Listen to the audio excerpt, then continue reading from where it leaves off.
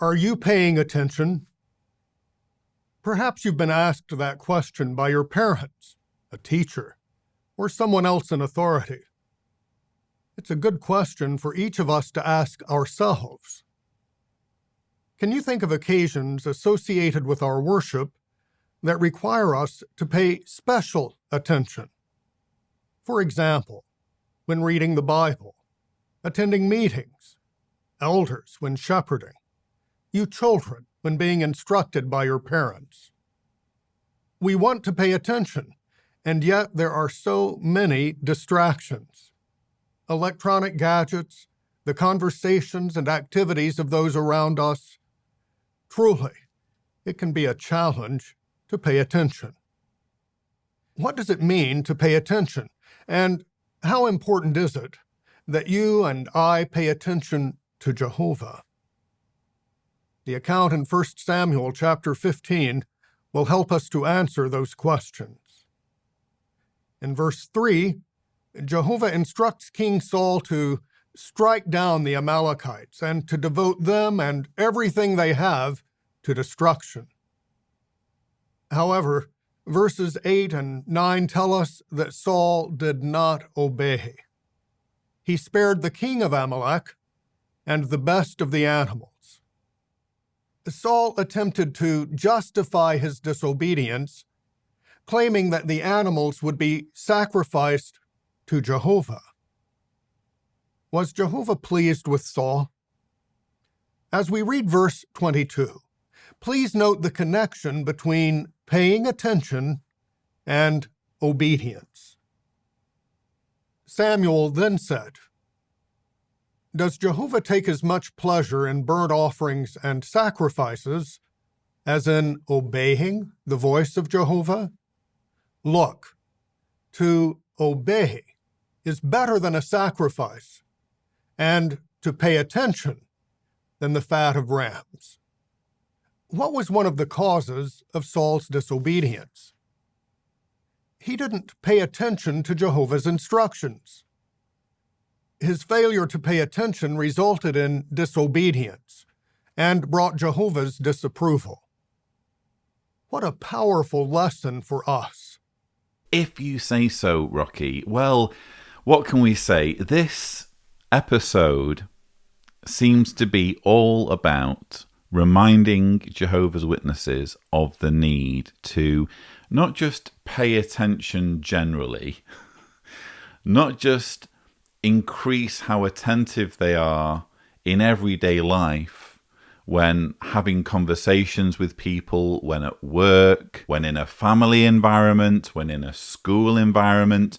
No, the attention that Seth Hyatt is most anxious about is the attention that Jehovah's Witnesses give their leaders.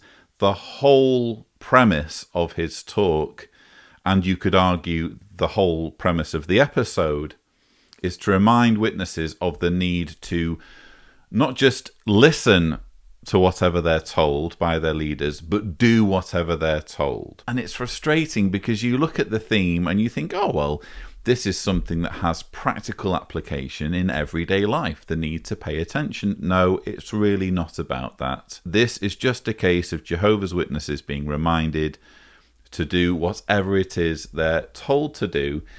And as an example to illustrate this, we're shown the example of King Saul and the Amalekites. Now, I found this very interesting.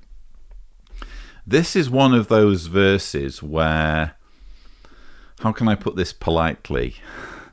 If you want to think of the Bible as the infallible word of a wise and loving God, you really want to be thinking as little as possible about the genocide that supposedly took place when the Israelites entered the Promised Land and in the years or decades thereafter.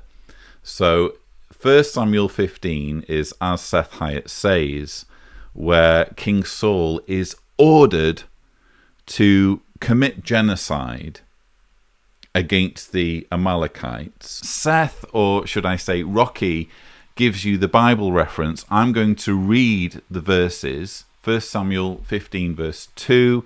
This is what Jehovah of armies says. I will call to account the Amalekites for what they did to Israel when they opposed them along their way coming up from Egypt. Well, whatever the Amalekites did or didn't do to the Israelites, at least the Israelites were still there.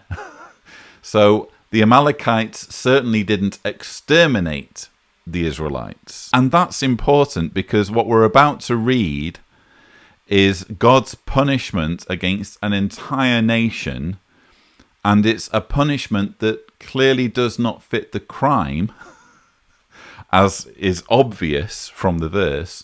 So 1 Samuel 15 verse 3, now go and strike down the Amalekites and devote them to destruction along with all that they have. You must not spare them.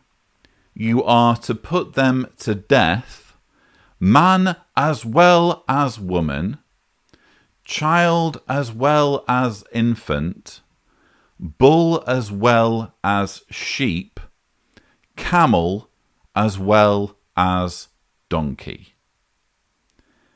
Not just the soldiers, not just the men, not just the women, not just the children, not just the babies.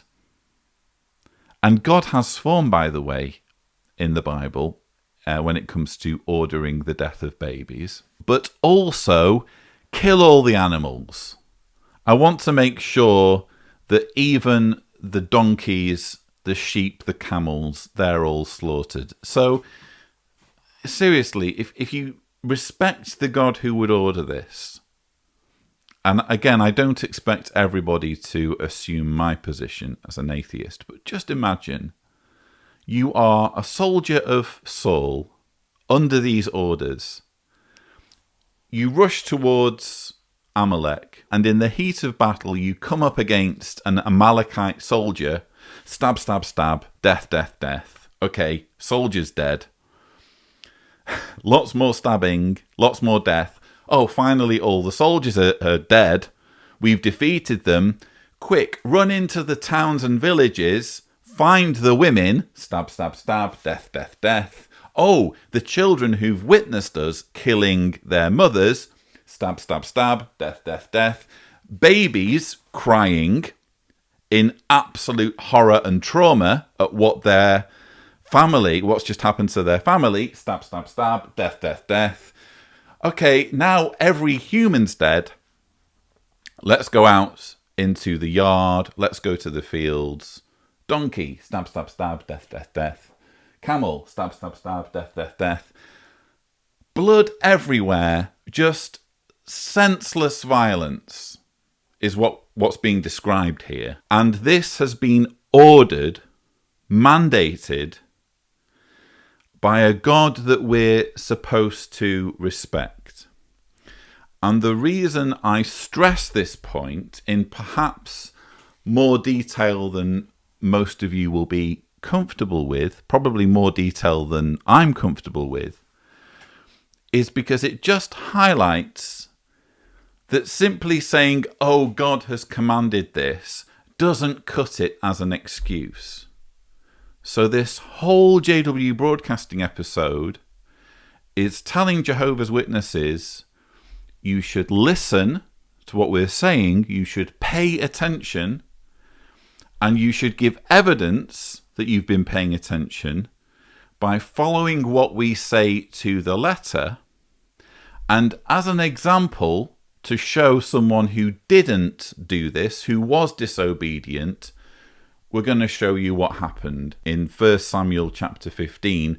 Wasn't it awful of Saul to kill all of the men, all of the women, all of the children, all of the babies, but forget to kill the animals and forget to kill the king? How dare he? So this is the sort of thinking that Jehovah's Witnesses are being encouraged to have and encouraged to respect and admire. And it's one of the many reasons why, now that I'm on the other side, I don't just recoil at the idea of following blindly in whatever some group of leaders say. I also recoil at the suggestion that I need to love, admire, and respect a God who would order what I've just read.